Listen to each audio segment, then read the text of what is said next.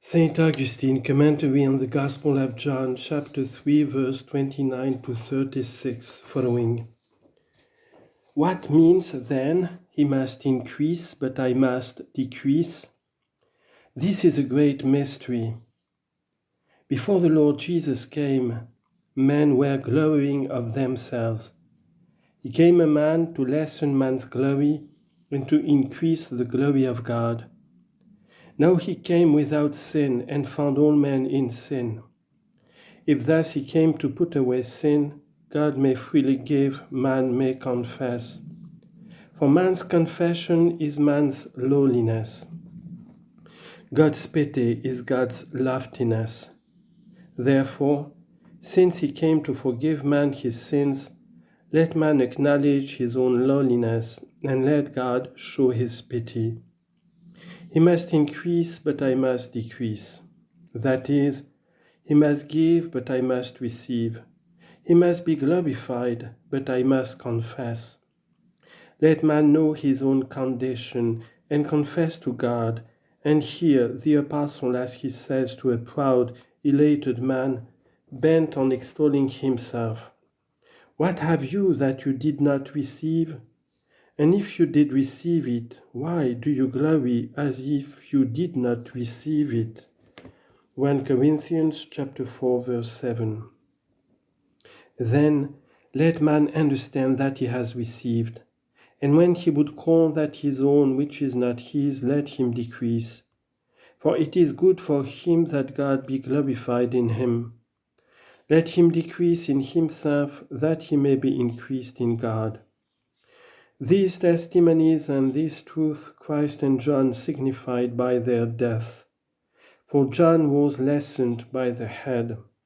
Christ was exalted on the cross, so that even there it appeared what this is, he must increase, but I must decrease.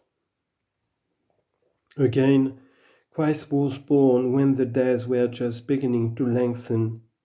John was born when they began to shorten. Thus their very creation and death testify to the words of John when he says, he must increase, but I must decrease. May the glory of God then increase in us, and our own glory decrease, that even ours may increase in God. For this is what the Apostle says, this is what Holy Scripture says, he that glories, let him glory in the Lord. 1 Corinthians chapter 1, verse 31. Will you glory in yourself? You will grow, but grow worse in your evil. For whoso grows worse is justly decreased.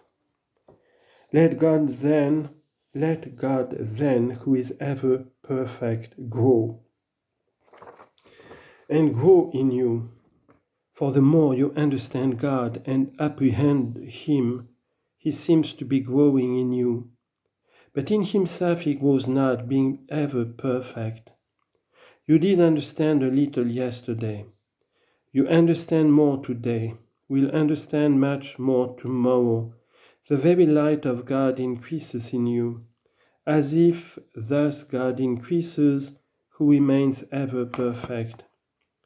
It is as if one's eyes were being cured of former blindness, and he began to see a little glimmer of light, and the next day he saw more, and the third day still more.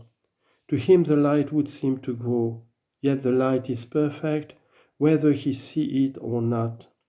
Thus it is also with the inner man. He makes progress indeed in God, and God seems to be increasing in him, yet man himself is decreasing, that he may fall from his own glory and rise into the glory of God.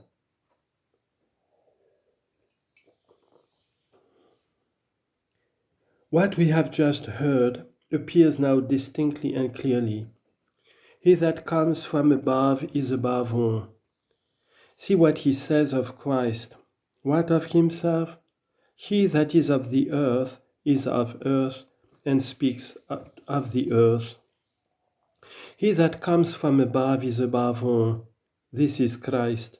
and he that is of the earth is of the earth, and speaks of the earth. This is John. And is this the whole? John is of the earth, and speaks of the earth? Is the whole testimony that he bears of Christ speaking of the earth? Are they not voices of God that are heard from John when he bears witness of Christ?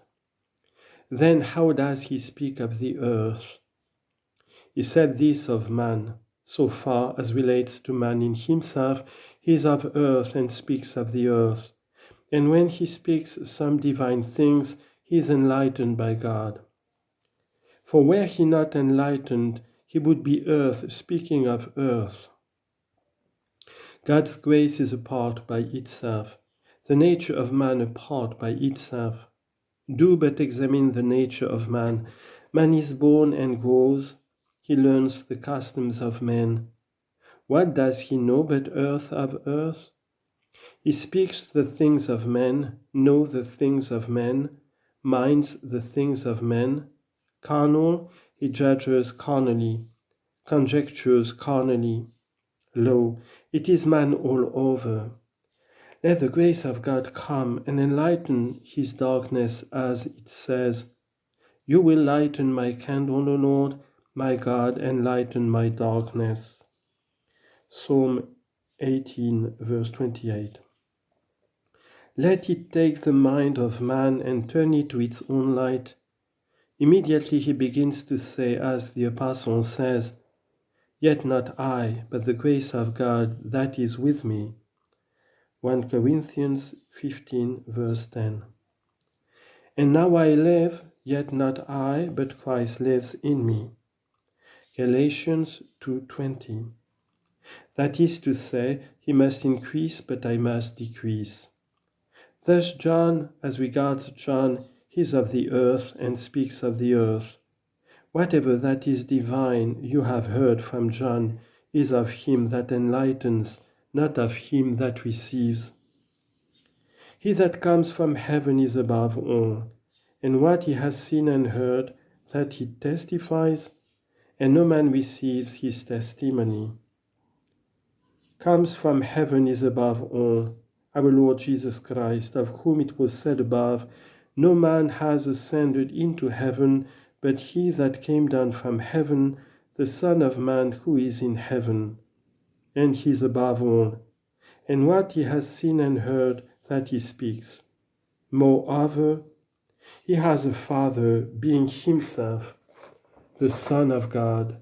He has a Father, and he also hears of the Father. And what is that which he hears of the Father? Who can unfold this? When can my heart be sufficient, either the heart to understand or the tongue to utter what that is which the Son has heard from the Father? May it be the Son has heard the word of the Father? Nay, the Son is the word of the Father. You see how all human effort is here wearied out. You see how all guessing of our heart, all straining of our darkened mind here fails. I hear the Scriptures saying that the Son speaks that which he hears from the Father, and again I hear the Scriptures saying that the Son is himself the Word of the Father. In the beginning was the Word, and the Word was with God, and the Word was God. The words that we speak are fleeting and transient. As soon as your word has sounded from your mouth, it passes away. It makes its noise and passes away into silence. Can you follow your sound and hold it to make it stand? Your thought, however, remains, and of that thought that remains you utter many words that pass away. What say we, brethren? When God spoke, did he give out a voice or sounds or syllables? If he did, in what tongue spoke he? In Hebrew or in Greek or in Latin?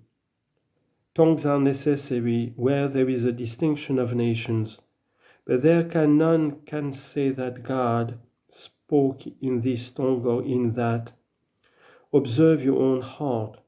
When you conceive a word which you may utter, for I will say, if I can, what we may note in ourselves, not whereby we may comprehend that, well, when you conceive a word to utter, you mean to utter a thing, and the very conception of the thing is already a word in your heart.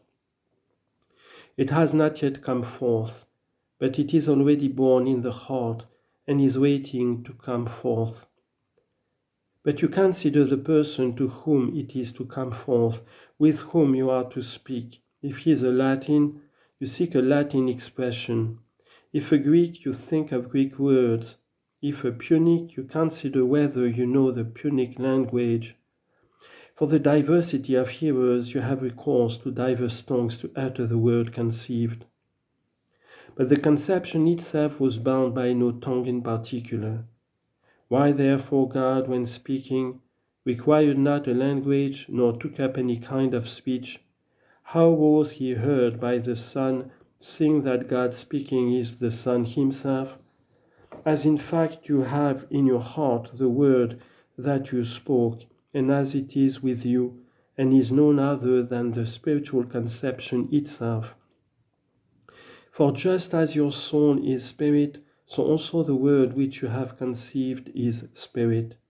For it has not yet received sound to be divided by syllables, but remains in the conception of your heart and in the mirror of the mind. So God gave out his word, that is, begat the Son. And you indeed begot the word even in your heart according to time. God without time begat the Son by whom he created all times, while, therefore, the Son is the Word of God, and the Son spoke to us not his own word, but the word of the Father. He willed to speak himself to us when he was speaking the word of the Father. This is that John said, as was fit and necessary, and we have expounded according to our ability. He whose heart has not yet attained to a proper perception of so great a matter, has whither to turn himself, has where to knock, has from whom to ask, from whom to seek, of whom to receive.